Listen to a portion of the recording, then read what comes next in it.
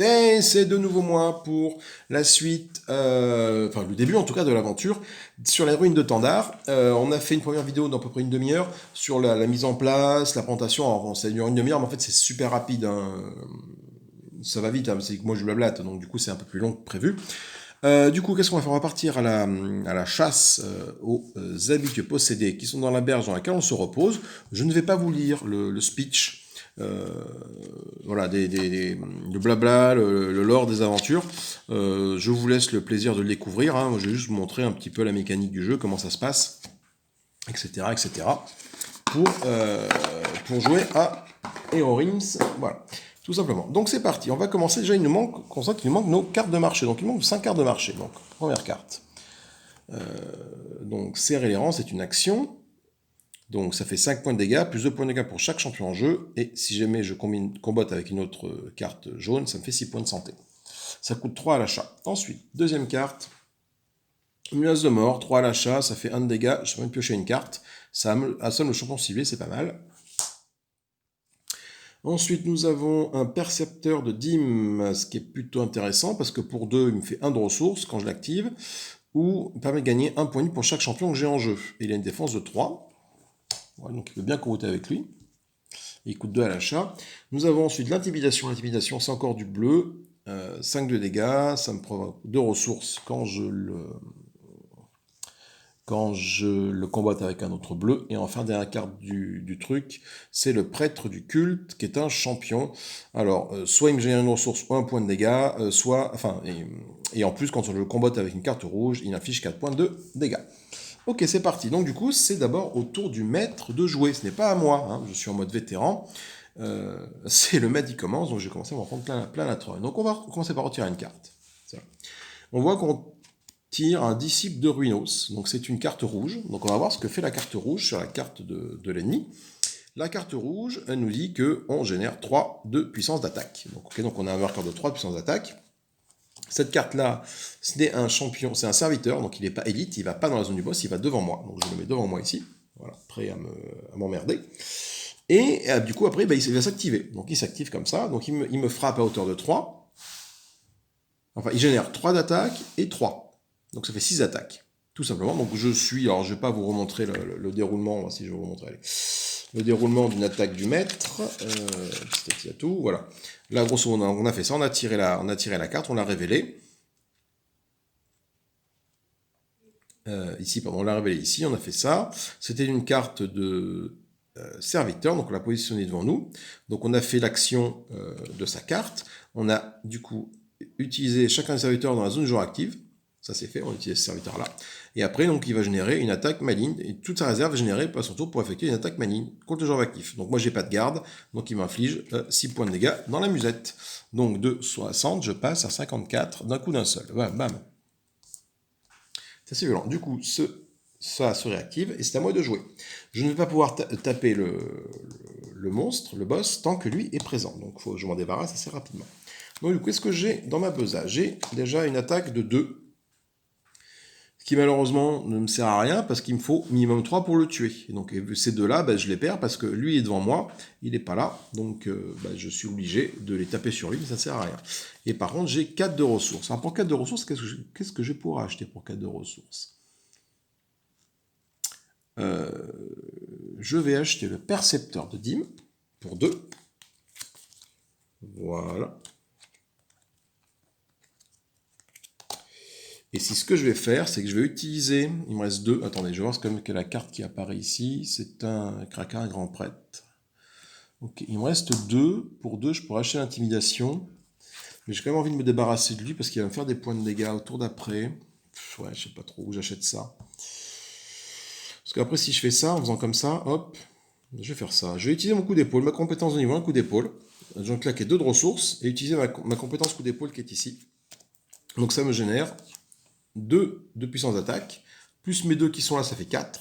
Lui, il faut 3 pour le tuer, donc 3, hop, il va dans la défausse. Et lui prend un point de dégâts, il tombe à 49. Ça revient là, dans ma défausse. Je pioche 5 nouvelles cartes. 1, 2, 3, 4, 5. Voilà, ma nouvelle main sera la suivante. Donc 1 de ressources, 2, 3, 4 de ressources, j'aurai une force de frappe de 3 et un petit porteur de bouclier qui me défendra. Ça se réactive, ma compétence là se réactive. Et c'est au tour du maître ennemi de jouer. Donc je vais lui faire piocher une carte et voir ce qui se passe.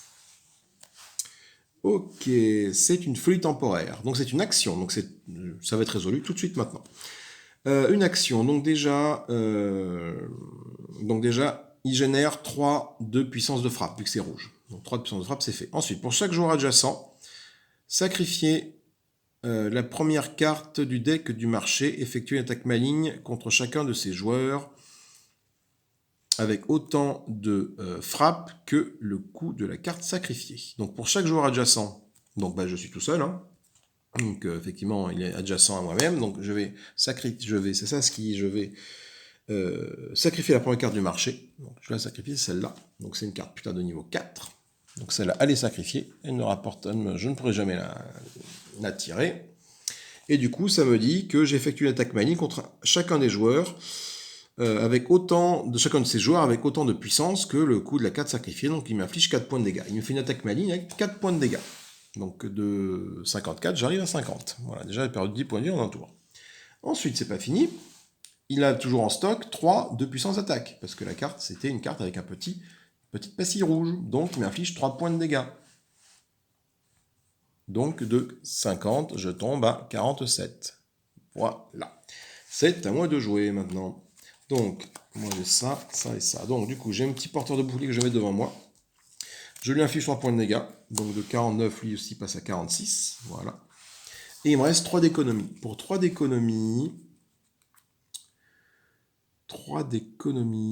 punaise, j'ai pas grand chose. 3 d'économie, quelle est ma défaut? C'est quoi que j'ai acheté? Tour d'avancée du jaune, c'est toi.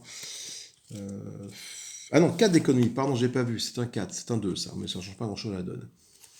4 d'économie. Et pour 3, je vais prendre serrer les rangs, cette action-là. Voilà. Donc il me reste un d'économie à utiliser. Bon, je peux pas, donc je mets tout ça dans ma défausse, je mélange.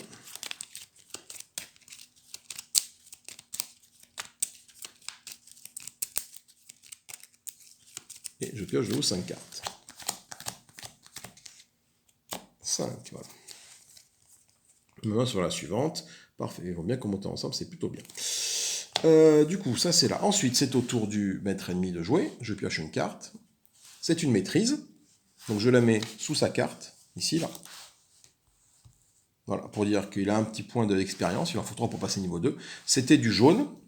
Donc, jaune, qu'est-ce qu'il fait? Il gagne 2 points de vie. Donc de 46, il remonte à 48. À moi de jouer. Alors, à moi de jouer. J'ai ça qui est devant moi. J'ai ce champion-là que je vais mettre ici. Et j'ai toi aussi en champion. Alors voilà. Donc du coup, j'ai tout ça. J'ai un peu de mal à montrer toutes les cartes d'un coup. Donc, économiquement, j'ai quoi? Donc ça me protège. J'ai 1, 2, 3, 4, voire 5 d'économie possible. 5 d'économie, est-ce que c'est intéressant? Non, il n'y a rien qui coûte 5. Par contre, pour 5 d'économie, je vais prendre pour 2 d'économie, je vais prendre toi, que je mets dans ma défausse. Voilà. Je pioche ça. 2 d'économie, ça fait ça. Et il me reste donc potentiellement 2 ou 3. Donc, toi, je vais t'utiliser pour 3 d'économie, faire 1, 2, 3, pour acheter la menace de mort, voilà, qui va me piocher une carte et d'assommer un champion ciblé, c'est bien. Ok, ça c'est fait. Donc, je n'ai plus d'économie. Par contre, je vais utiliser donc mon action serrer les rangs, qui est ici. Et ça fait quoi? Donc déjà, je gagne 6 points de vie, parce que je combatte avec le jaune qu'elle a. Donc 6 points de vie de 47, je monte à 53. Ok. Et je vais générer de l'attaque. Je génère 5 d'attaque, plus 2 pour chaque champion que j'ai en jeu. J'ai un champion, 2 champions. Donc je gagne 5, 6, 7, 8, 9. 9. Donc de 48, lui, il passe à 39. 39. Voilà, bam. Ok, je refais ma main à hauteur de 5 cartes. 1, 2, 3, 4, 5. Je réactive mes... je vais mettre ça sur le côté. Je réactive mes champions, que je remets un peu par ici, et je regarde quelle est ma prochaine main. Une main assez offensive, 5 d'attaque, et 3 de ressources. Ok. C'est donc au l'ennemi de jouer, je vais piocher la prochaine carte de son deck et voir ce qui se trame. C'est une carte de danger. Donc déjà, elle est bleue. Donc je vais commencer par activer le bleu qui est là. Donc ça fait, il génère 1 de puissance de frappe, il assomme le champion ayant la résistance la plus élevée. Donc la résistance la plus élevée, c'est toi ou c'est toi, peu importe. Donc c'est lui qui va être assommé, parce que lui c'est un garde. Voilà, à égalité, je crois qu'on prend enfin moi c'est logique, hein, j'assommerai celui qui a le plus de... qui est le plus embêtant. Donc c'est le garde qui va être assommé. Hop, donc lui est assommé, il va ici. Ok. Du coup, c'est une zone de danger. Ça veut dire que ma zone est bloquée. Donc, c'est bien indiqué. Vous ne pouvez pas vous battre, soigner ou cibler dans votre zone, et les autres joueurs ne peuvent pas se battre, soigner ou cibler dans votre zone. Vous pouvez activer une de vos champions pour retirer ce danger. Tout simplement. Du coup, on n'oublie pas que maintenant, donc, je verrai après à mon tour pour faire quoi faire pour me retirer cette carte-là, et qu'est-ce que ça implique. Par contre, c'était une carte bleue. Carte bleue, il m'a généré un point de menace. Il utilise son attaque maligne, il m'affiche un point de dégâts, donc je tombe à 52. Voilà. À mon tour de jeu, donc ma carte en main c'est ça, voilà. Du coup, qu'est-ce que ça me dit ça? Ça me dit que je peux pas taper, je suis bloqué dans ma zone, je peux pas le taper, lui, même si j'ai aucun monstre devant moi, ce qui est très embêtant. Donc je peux activer mes champions pour retirer ce danger. Ben, je vais activer ce champion, je l'active, tout simplement, voilà. Donc je n'utilise aucune de ses compétences, mais au moins cette carte de danger, chaise et abrigée, retourne dans la défausse du maître, et ne m'embête pas plus que ça. Du coup, j'ai, donc ça c'est pas possible, j'ai 3 d'économie, potentiellement, et 5 d'attaque. Alors 5 d'attaque, alors attendez, est-ce que c'est intéressant, par exemple 3 d'économie, est-ce que je peux faire un petit combo assez rigolo? C'est ce que je vais faire. Pour 2 d'économie, je vais utiliser mon coup d'épaule, comme ça. Donc 2 d'économie qui sont là, je les claque pour utiliser un coup d'épaule, donc il me reste en économie. Donc ça fait 2, potentiellement 2 pour ça, 2, 3, 4, 5, 6, 7. Et ça me dit quoi là? Ça me dit que si je joue une carte, si je joue cette carte, vous pouvez d'atteindre 7 de combat ou plus, piocher une carte, ce qui est le cas. Donc je vais gagner 7, donc je pioche une carte. Cette carte-là que je mets en main ici. Donc je gagne 7 de combat, que je lui inflige tout de suite dans sa trogne.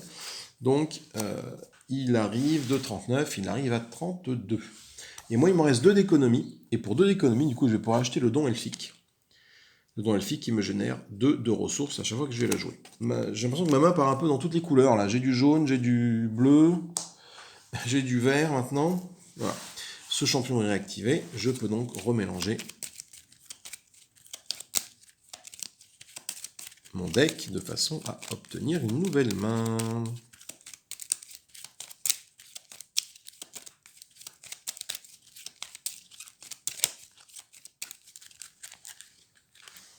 Cinq cartes. 1, 2, 3, 4, 5. Et je vous reprends juste après. Hop. Me revoilà. Donc du coup, nous réactivons un peu toutes nos cartes qui étaient là. Donc nous avons 52 points de vie, il en a 32. C'est donc à lui de jouer. Moi j'ai ça en main. Ma nouvelle main, je ne l'ai pas regardé. 1, 2, 3, 4, 6 de ressources. Voilà, je pense que ça commence à épurer un peu mes cartes parce que j'ai beaucoup trop de ressources de base maintenant. Donc je pioche une carte du maître ennemi et je vois ce que c'est. C'est encore une zone bloquée. Donc par contre elle est blanche cette fois-ci. Donc c'est-à-dire si elle est blanche, il va utiliser l'action favorite qui est ici. Donc rouge, il va générer 3 points d'attaque. Comme tout à l'heure, zone bloquée, donc je ne pourrai la retirer que si j'active un champion qui est devant moi. Malheureusement, ce champion-là va disparaître parce que lui, il a généré 3 d'attaque, il génère une attaque maligne sur mon champion. Mon champion, donc, disparaît et part dans ma défausse. Tout simplement. Alors, je vais juste regarder un petit point de règle sur les attaques malignes. J'ai un petit doute, mais tout léger. Je veux dire, s'il peut me tomber un champion, il me tombe un champion, quoi.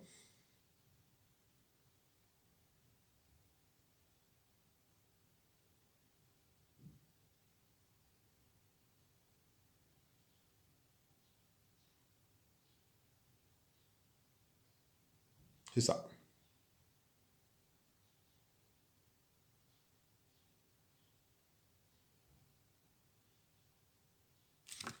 C'est tout à fait ça. Du coup, c'est fini pour lui.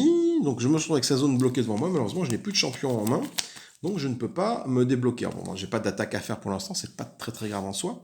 Mais bon, donc j'ai 1, 2, 3, 4, 5, 6 d'économie pour 6 économies. Alors le dragon est super bien, là, le dragon, là. Mais bon, il coûte 8. Hein. Il permet de piocher un champion 6 de défense, qui permet de piocher une carte, 5 d'attaque, je crois que je le joue très très bien. Pour 6, j'ai plutôt prendre le grand prêtre. Le grand prêtre, lui, me fait 2 de santé, je pioche une carte, et du coup, je gagne 2 pour chaque champion que j'ai en jeu, ce qui est plus intéressant. Donc ça me coûte toute ma ressource, tous mes 6 cartes-là ont été utilisées pour ce champion-là. Hop, on rajoute une nouvelle carte, et je pioche donc de nouveau 5 cartes en main. 5. Alors ma nouvelle main sera, j'ai un petit champion parfait ici, des épées, des armes, ok. Ok, donc toi, malheureusement, tu es mon seul vert, je crois. Ça va être un peu compliqué de l'utiliser et de le faire comboter. Donc, il faut essayer de choper du vert. Autour du maître Rémi de jouer. C'est une nouvelle maîtrise. Donc, il a 2 maîtrises sur 3. Attention. Rouge, donc il va générer 3 d'attaque. 3 d'attaque, là, c'est pour ma pomme, parce que je n'ai plus de champion pour amortir l'impact. Donc, de 52, je tombe à 49. À moi de jouer. Alors, à moi de jouer, je vais pouvoir poser un champion ici, que je vais activer tout de suite pour... vous voyez qu'il y a un champion. Par contre, il n'a pas de truc activable, ce champion-là. Est-ce que je peux le faire? Je crois pas activer un champion. Attendez, je regarde un petit point de règle, mais j'ai un petit doute là sur l'activation du champion.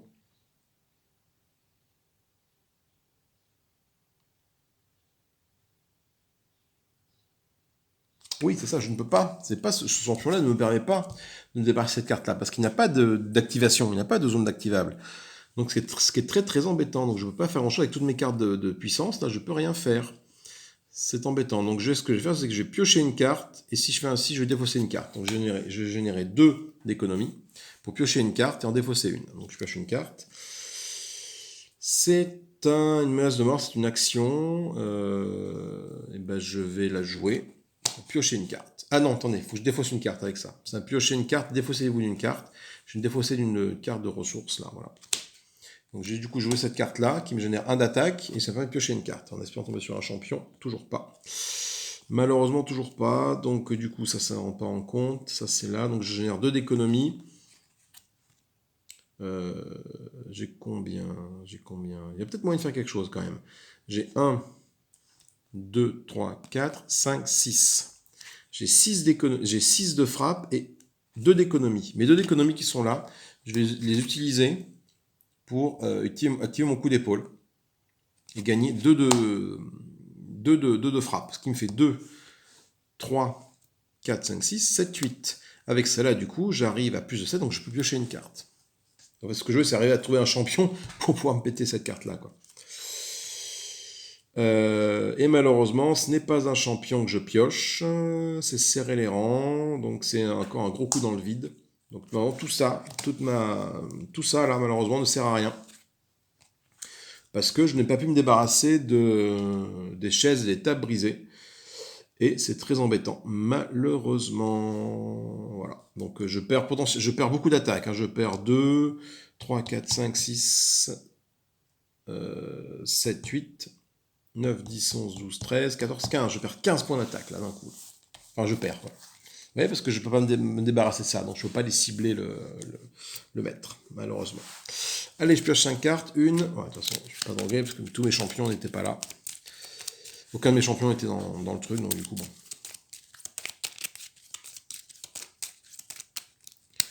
Une, 2, 3, 4, 5. Alors du coup, ma nouvelle main va être la suivante. Ok, là j'ai un champion. Ok. Donc je vais pouvoir m'en débarrasser de cette carte qui est assez contraignante. On tient une nouvelle carte chez le maître ennemi. C'est un tavernier forcené. Alors déjà, il va activer le vert chez mon boss.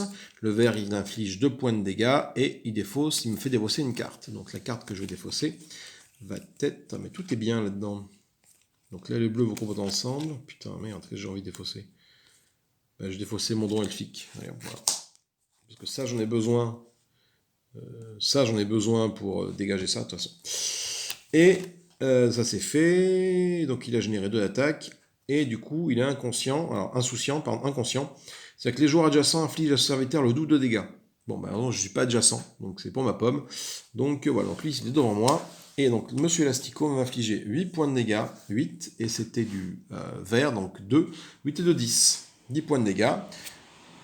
3 sont absorbés par lui, donc il me reste 7, donc de 49, je tombe à 42. Ok, à moi de jouer. Donc toi, tu arrives là. Donc c'est réactif ça, j'ai toujours ça qui me bloque. Hein. Je joue ça pour piocher une carte. Ok. Je vais activer mon champion qui est ici pour me défausser chasse et tête brisée. Tout simplement. Pour ne pas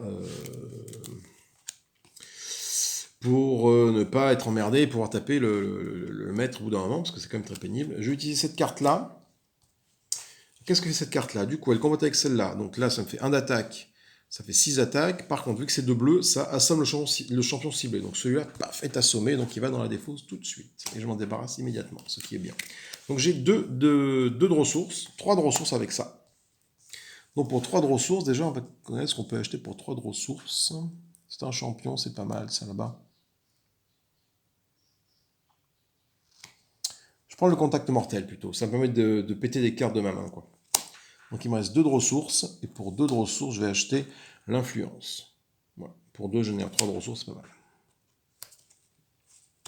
Nouvelle carte qui est ici. Du coup, il me reste encore une carte en main, il me reste celle-là. Donc mon économie, c'est fait. Économiquement, j'ai fait tout ce que j'avais à faire.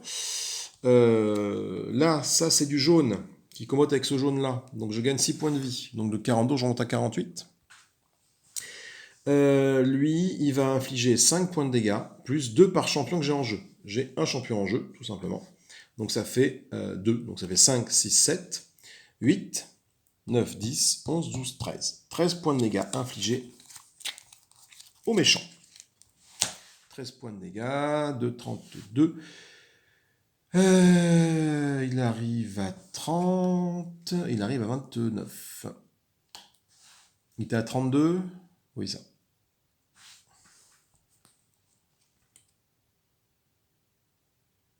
Non, attendez. Il était à combien? Il était à 32 là. Oui, donc c'est pas 29, 32. Je dis que c'est infligé combien? Non, ça, je sais plus. Donc j'ai 5, 6, 7, 8, 9, 10, 11, 12, 13. Oui, donc 13 moins 32, ça fait pas 29, ça fait 19. Attendez, on va faire une petite pause. Oui, me revoilà. Du coup, effectivement, j'ai re-regardé la vidéo parce que j'ai eu un petit. Voilà, je faisais autre chose pendant que je calculais les points de vie. Effectivement, il partait bien de 32 points de vie. Donc, 32 points de vie. Je lui ai infligé donc 32 points de vie, 32, 5, 6, 7, 8, 8 et 5, 13. 32 moins 13, ça fait 22, ça fait 19. Voilà, il est à 19 points de vie et pas 29 comme j'ai pu le faire juste avant. Donc hop, un petit rectificatif qui va bien. Je repioche 5 cartes. 1, 2, 3, 4, 5. Voilà. C'est ça de faire autre chose en même temps que tu fais des vidéos. Déjà que tu te concentres pour jouer, tu te concentres sur les règles, tu te concentres pour parler. Si en plus je rajoute une connerie en plus à faire en même temps, bon là je m'en sors plus. Ma nouvelle main va être la suivante. Ok, donc il est temps d'épurer les cartes. Hein. Là, 2, 4, 6 d'économie, c'est bien, mais bon. Lui, donc on va faire piocher une carte au maître ennemi pour voir un peu ce qui se passe. C'est un ivrogne belliqueux qui se met dans ma zone, ici, face de moi. Donc il inflige déjà potentiellement 3 d'attaque, vu qu'il est rouge. Il s'active, il inflige 4 de plus, donc ça fait 7. 7, moi il ne peut pas me tuer parce que je suis à 48. Par contre, il tue mon percepteur de dîmes. Donc 7 moins 3, ça fait 4. Et donc de 48, je passe à 44 points de vie. Voilà. Et c'est à moi de jouer. Alors, moi de jouer, j'ai quoi? Donc lui, je ne peux pas le tuer déjà tout de suite, hein, c'est très embêtant parce que j'ai que de l'économie en main. Donc j'ai 6 d'économie. Alors pour 6 d'économie, est-ce que c'est intéressant de prendre ce vert là? Ouais, c'est pas mal ça. Il tape fort lui. Il tape fort après. Là, là le 5, là, il tape encore plus fort. C'est bien ça. D'ailleurs, c'est se dépose une carte. Et Toi, c'est un champion, mais j'ai envie de taper, là, faut que ça tabasse, là, un peu, là. Faut que ça tabasse. Ça, j'ai pas envie de le prendre. Ça, j'ai envie de le prendre, mais j'ai toujours pas assez d'économie pour l'acheter. Donc, je vais me prendre le... Ah, je sais pas si je prends la forme de loup ou la sauvagerie. Ou si je prends ça. Je vais prendre la forme de loup. Pour 5. Donc, il va être 1 d'économie. Et, bah, malheureusement, je peux rien en faire d'un économie. Tout simplement. Donc, du coup, je régénère une main de 5 cartes. 2, 3, 4. On mélange ce bazar. Ah, j'ai mon coup écrasant que je peux sacrifier pour lui péter la tête à lui. Mais là, pour l'instant, c'est pas très pertinent, parce que le coup écrasant, ça inflige 9 points de dégâts répartis entre les serviteurs de votre zone. Pour l'instant, il est tout seul. J'ai pas trop d'urgence à faire ça. Une carte en plus pour avoir 5 cartes en main. Alors, ma prochaine main va être la suivante. Ok. Ok, c'est pas trop mal. C'est même plutôt bien. Ça fait 5, j'aurai 5 d'attaque. 5, 6, 7. Donc je vais pouvoir faire des trucs avec ce contact mortel. Ok, à lui de jouer. Donc il pioche une carte. C'est une maîtrise. C'est une maîtrise. Alors qu'est-ce qui se passe avec la maîtrise? Déjà pour l'instant, c'est du bleu. Donc la maîtrise, je la mets dessous. C'est du bleu. Donc le bleu, il assomme le champion le plus élevé. J'ai plus de champion, tant pis. Et il me génère 1 point de dégâts.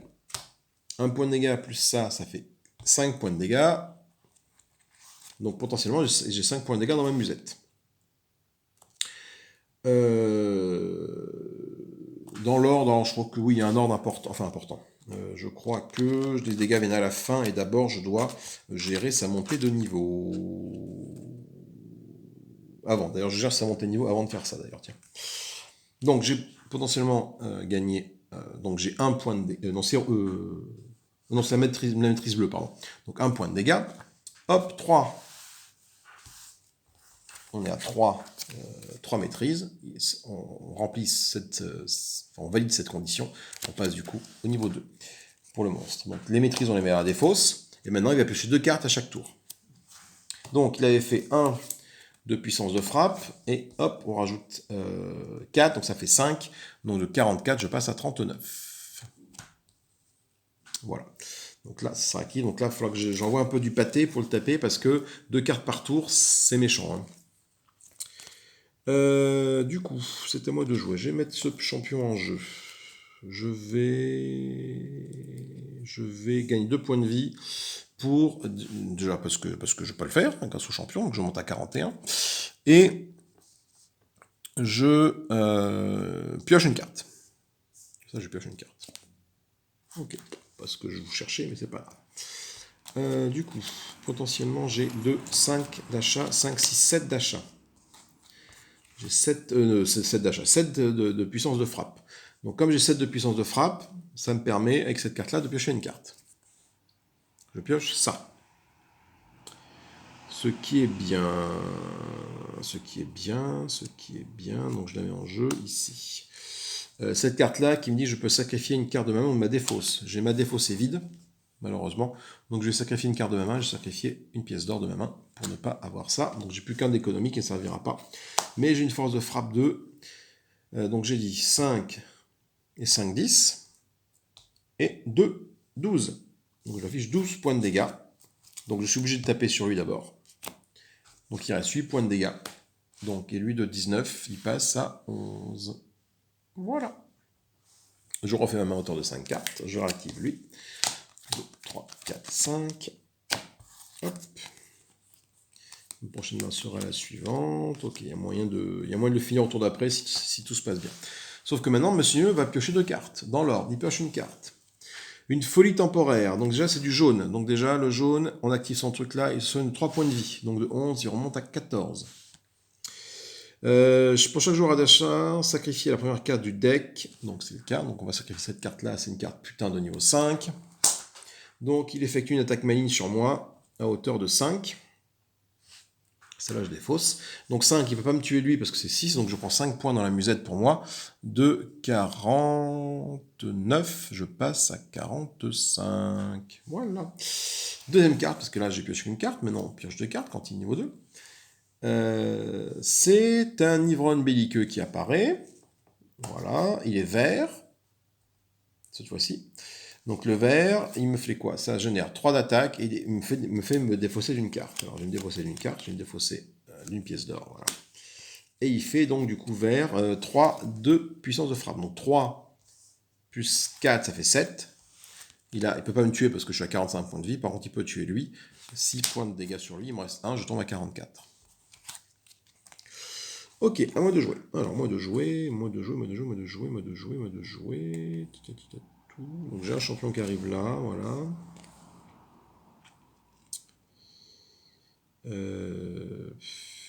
Alors attends, faut que j'arrive à le tuer. Il a combien de points de vie? Il a 14 points de vie.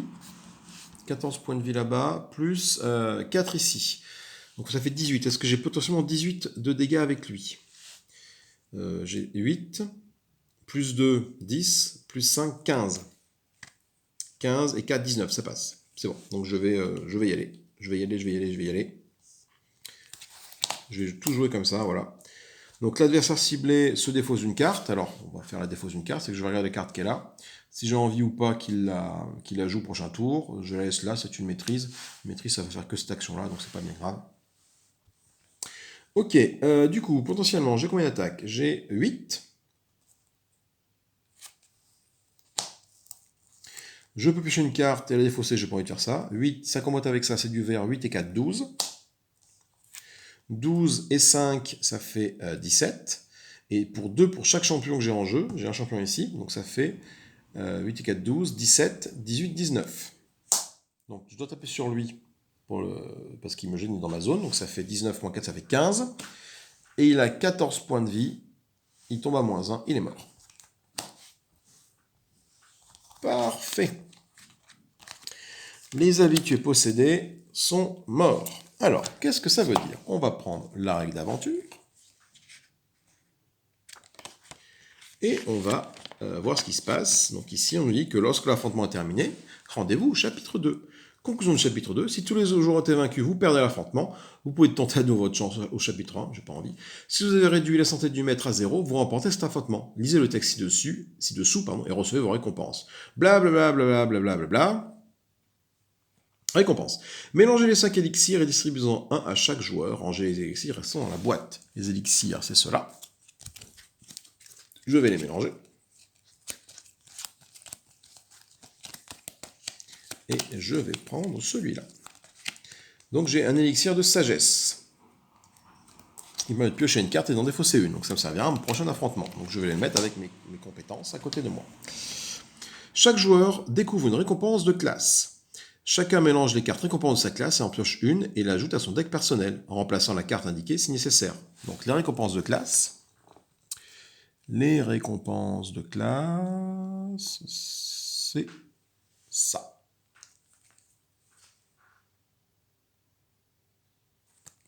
C'est ces cartes-là, les récompenses. C'est ces cartes-là. Donc je vais les mélanger, j'en piocher une, et du coup, si elle remplace une des cartes en question, comme c'est indiqué, ça va le faire. Donc, sinon, je le rajoute à mon deck. Je vais prendre celle-là. C'est une hache à double tranchant. Donc ça ne remplace pas de carte en question, donc je la rajoute à mon deck. Tout simplement. Donc je la mets dans mon deck. Voilà. Et du coup, ça dit que je peux aller à l'affrontement suivant au numéro 3. L'affrontement au chapitre 3. Vous pouvez jouer un affrontement autant de fois que vous le souhaitez pour vous amuser. Vous ne recevez par contre que les récompenses une seule fois par affrontement. Donc le chapitre 3, il est là. Ça s'appelle la traque. Alors, du coup, maintenant, ok, on a gagné ça, on a gagné ça. Mais qu'est-ce qu'on fait du merdier qui est devant nous là? Eh ben, c'est assez facile en fait. Il n'y a pas de tortiller du fion. On regarde dans les règles.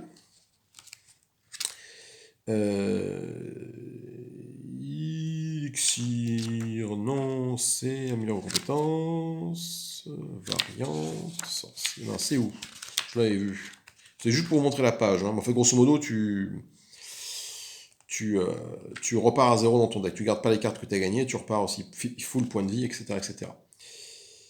Ma main, alors c'est où?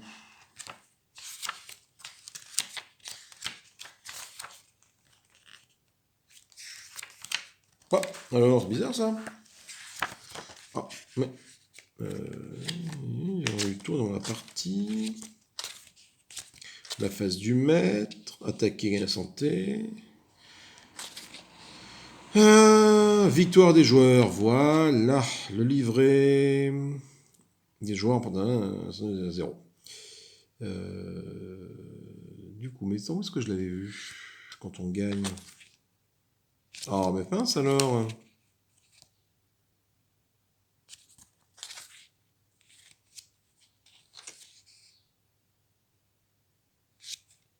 Bah.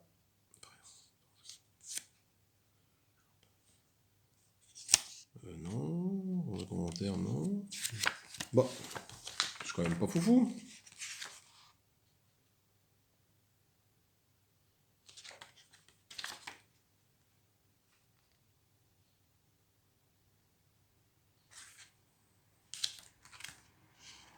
Bon, attendez, je vais chercher vite fait, je reviens vers vous après.